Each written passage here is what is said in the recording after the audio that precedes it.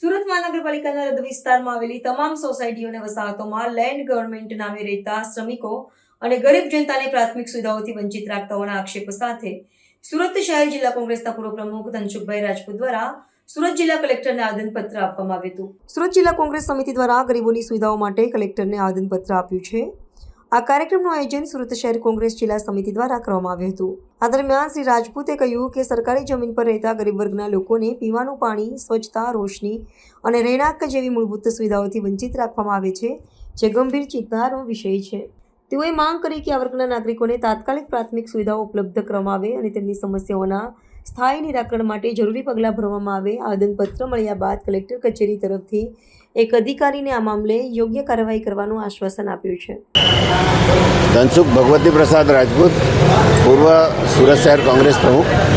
આજરોજ કોંગ્રેસના આગેવાનો દ્વારા સુરત શહેરની આજુબાજુ જે ઇન્ડસ્ટ્રીયલ ડેવલપમેન્ટ થઈ રહ્યા છે એ ઇન્ડસ્ટ્રીયલ ડેવલપમેન્ટના કારણે જે ગરીબ માણસો, શ્રમિક કામદારો, મજદૂરો જે વસવાટ કરતા હોય છે તે આજે 30-35 વર્ષથી એ લોકો વસવાટ કરતા આવ્યા છે।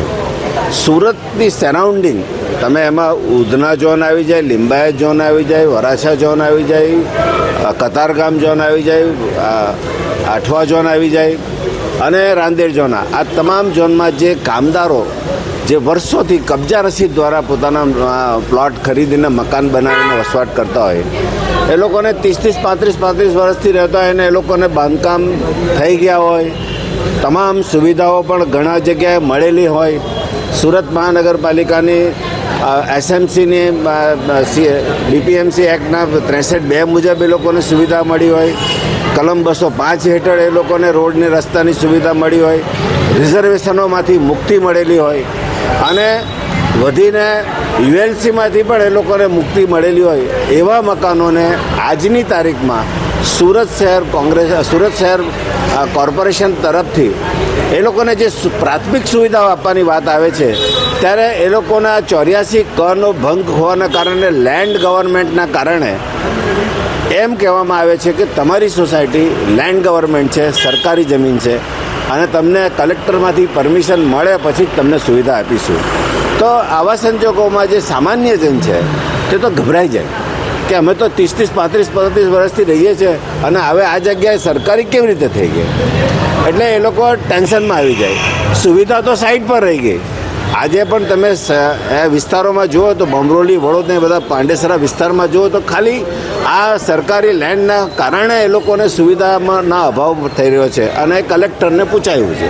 એટલે અમે કલેક્ટરશ્રીનું એ ધ્યાન દોર્યું કે તમે આવી જગ્યાઓને આઈડેન્ટિફાઈ કરો અને જે આ વર્ષોથી 30-35-40 વર્ષથી રહેતા હોય, સુરત મહાનગરપાલિકાએ તમામ સુવિધાઓ આપી હોય તો તેને લેન્ડ ગવર્મેન્ટમાંથી મુક્તિ આપો અને એ લોકોને એવી જાણ કરો કે ભાઈ આ લોકોને તમે સુવિધા આપી શકો છો, એટલે ઝડપથી એ લોકોને સુવિધા મળતી થઈ જાય।